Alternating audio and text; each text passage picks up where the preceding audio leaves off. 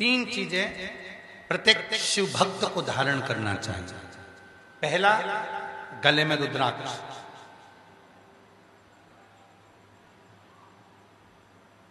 दूसरा, भगवान शंकर को जल चढ़ाकर उस जल का आचमन करना। कायिक, वाचिक और मानसिक तीन पाप से कायिक भी होगा, वाचिक भी होगा, मानसिक भी होगा, तीन पाप समाप्त हो। पहला है गले का रुद्राक्ष धारण करना। दूसरे नंबर पर है शिव जी को जल चढ़ाकर उसका आचमन करना। तीसरे नंबर पर भगवान शंकर पर चढ़ी हुई भस्म को, शिवजी पे चढ़े हुए चंदन को, शंकर भगवान पे चढ़े हुए भस्म को अपने मस्तक पर धारण कर। कई लोग उसे भस्म कहते हैं, कई लोग उसको विभूति कहते हैं, विभूति कहते हैं। शिव महापुराण भगवान शंकर की कथा वर्णन करती है कि शिवजी पे चढ़ी हुई भस्म को 5 नामों से जाना जाता है। कितने नाम है भस्म के? जम के बोलो जरा। 5 नाम। पहला, भगवान शंकर पर चढ़ी हुई भस्म को लोग विभूति भी कहते हैं। विभूति, विभूति का मतलब क्या होता है? ऐश्वर्य। विभूति का मतलब होता है ऐश्वर्य।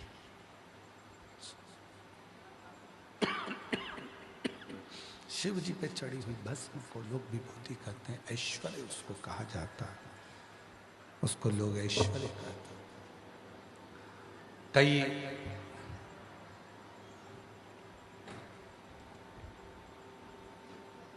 कई माताएं कहती हैं कि गुरुजी, क्या महिला सिर पर भस्म लगा सकती? क्यों नहीं? क्या बच्चे सिर पर भस्म लगा सकते हैं? क्यों नहीं? क्या कोई गृहस्थ आश्रम में रहने वाला, घर में रहने वाला कोई गृहस्थी क्या भस्म लगा सकता है? क्यों नहीं?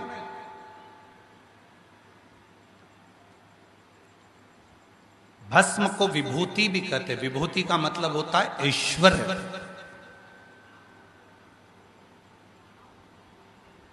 जिसने भगवान शंकर पर चढ़ी हुई विभूति को, भस्म को मस्तक पर थोड़ा सा भी लगाया है, एक न एक दिन वो ऐश्वर्यवान बनकर ही रहता है, उसको ऐश्वर्यता प्राप्त होती है।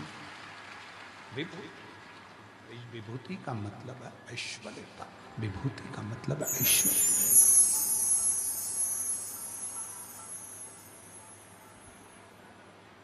उसको ऐश्वर्य प्राप्त हो जाता है। भस्म के 5 नाम हैं। पहले नंबर पर है विभूति, मतलब ऐश्वर्य देने वाली। दूसरे नंबर पर है भसित। जम के बोलो, क्या नाम है? भसित। भस्म का दूसरा नाम है भसित।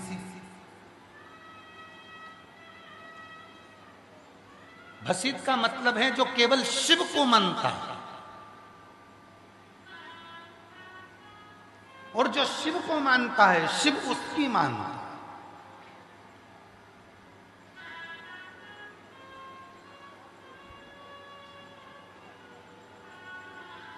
चलो एक सरल भाषा में समझिएगा। आप जिस मोहल्ले में रहते हो, आप जिस क्षेत्र में रहते हो, वहां के विधायक का नाम आपको मालूम होगा। अब आपके क्षेत्र में आपके विधायक की चलेगी कि दूसरे विधायक की चलेगी? जम के बोलो जरा। अरे जम के तो बोलो। अपने ही विधायक की चलेगी ना। आपके क्षेत्र में आपके कलेक्टर की चलेगी कि दूसरे कलेक्टर की चलेगी? जम के बोलो जल्दी से। अपने कलेक्टर। आपके क्षेत्र में आपके IG, DIG, commissioner, SP, SSP, SDM, उनकी चलेगी कि दूसरे प्रदेश के आईजी, कमिश्नर, डीआईजी, एसपी, दूसरे क्षेत्र के उनकी चलेगी? अपने क्षेत्र।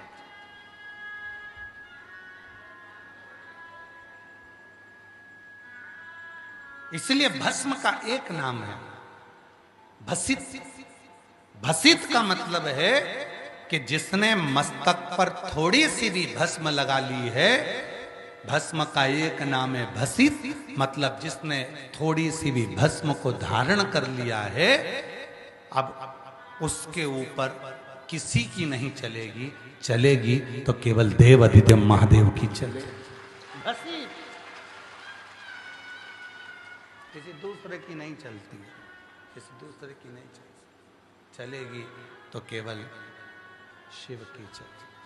भगवान शंकर की, योग हरदानी की, त्रिकालदर्शी की, कैलाशी अविनाशी की ही चलती, फिर वहां किसी दूसरे की नहीं चलती, किसी दूसरे की नहीं चलती। 5 नाम है भस्म के। पहले नंबर पर है विभूति, ऐश्वर्य देने वाली। दूसरे नंबर पर है भसित, मतलब उसने लगा लिया मस्तक पर, उसके ऊपर जिसकी भी चलेगी तो शिव की चलेगी और किसी की नहीं चलेगी। उसके ऊपर ना लोग कहते हैं इसको मंगल लग गया, लोग कहते हैं इसको राहु लग गया, इसको शनि लग गया, इसको केतु लग गया, इसको ये लग गया, इसको कहीं कोई कहता है कि इसको हवा लग गई, कोई ने कह दिया इसको भूत लग गया, कोई ने कह दिया इसको प्रेत लग गया, कोई ने कह दिया इसके ऊपर टोना कर दिया, कोई ने कह दिया इसके ऊपर टोटका कर दिया, किसी ने कह दिया इसके ऊपर बंधन कर दिया। शिव महापुराण की कथा कहती है जिसके मस्तक पर शंकर पर चढ़ी हुई भस्म लग जाती है, भस्म का एक नाम है भसित। और वो भस्म जब भसित के रूप में लग जाती है तो उस पे ना टोना लगता है, ना टोटका लगता है, ना कोई बंधन होता है, ना मंगल लगता है, ना शनि लगता है, ना राहु लगता है, ना केतु लगता है। उस पर केवल एक भस्मधारी भगवान शंकर का आशीर्वाद ही लगता है, इसके सिवा कुछ नहीं लगता। वो भसित है, वो भसित। तो भस्म के नाम 5 हैं। पहले नंबर पर जम के बोलो, जम के आवाज नहीं है। विभूति, जम के बोलो विभूति। दूसरे नंबर पर भसित, तीसरे नंबर पर भस्म। भस्म का मतलब होता है कि शिवजी पे चढ़ी हुई भस्म जैसे ही हमने अपने मस्तक पर लगाई और हमारी जिंदगी के जितने भी पाप हैं, जितने भी बेकार कर्म हैं, हमारी जिंदगी के जितने भी बेकार कर्म हैं, वो सब भस्म लगाते से ही भस्म हो जाए। वो हमारे पाप, हमारे बेकार कर्म जलकर भस्म हो जाए। वो भस्म तीसरे नंबर,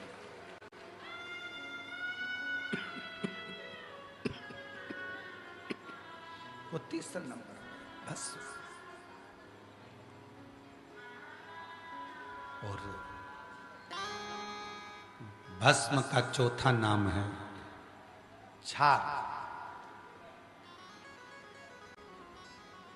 अब 3 नाम आपको मालूम पड़ गए हैं। सभी लोग बोलेंगे भस्म के 5 नाम में से 3 नाम। पहला, सारे पंडाल में से आवाज आना चाहिए, पहला विभूति, दूसरे नंबर पर भसित और तीसरे नंबर पर भस्म। अब चौथा नाम आ रहा है भस्म का छार। भस्म का चौथा नाम है छार।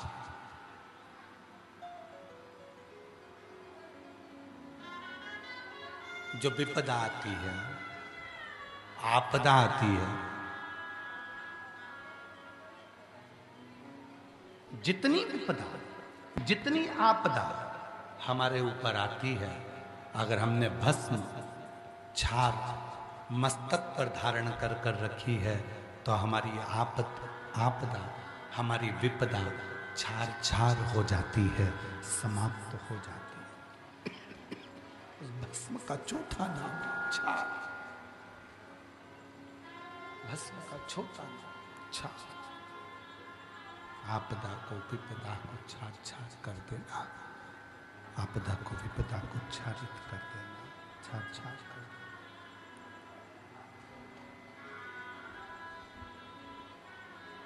चौथा नाम अच्छा। फिर से बोलेंगे 4 नाम। पहला, दूसरा वसित, तीसरा भस्म, चौथा छार। मस्तक पर भस्म आई तो उसका चौथा नाम है छार। हमारी आपदा को, हमारी विपदा को, हमारे आने वाली परेशानियों को, हमारे आने वाली बीमारी को, हमारे आने वाले रोग को, हमारी आने वाली तकलीफ को पहले ही वो छार छार कर दे, उसका नाम है भस्म, जिसको हम छार भी कहते हैं। और भस्म का चौथा नाम है, भस्म को 5वें नाम से पुकारते हैं। चौथा नाम छार हो गया, 5वां नाम है भस्म का रक्षा।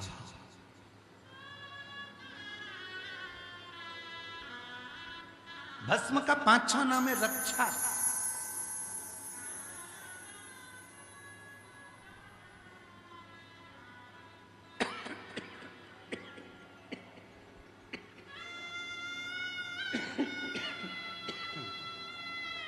रक्षा, ये भस्म का 5वां नाम है रक्षा। ये हमारी परिवार में, कुटुंब में, रिश्तों में, नातों में, अपनों में, दुनिया की दृष्टि से, दुनिया के क्लेशों से, दुनिया की नजर से हमारी रक्षा करती है। बस इसीलिए शिव महापुराण के उमा संहिता में आता है, भगवान शिव पार्वती जी से कहते हैं, पार्वती सुनो, हे जगत जननी, हे पार्वती, मेरे तन पर चढ़ी हुई भस्म पुरुष, स्त्री, बच्चा, बूढ़ा, नाग, किन्नर, गंधर्व, पशु, पक्षी जब अपने ऊपर धारण कर लेता है तो उसकी रक्षा का भार मेरा स्वयं का हो जाता है। स्वयं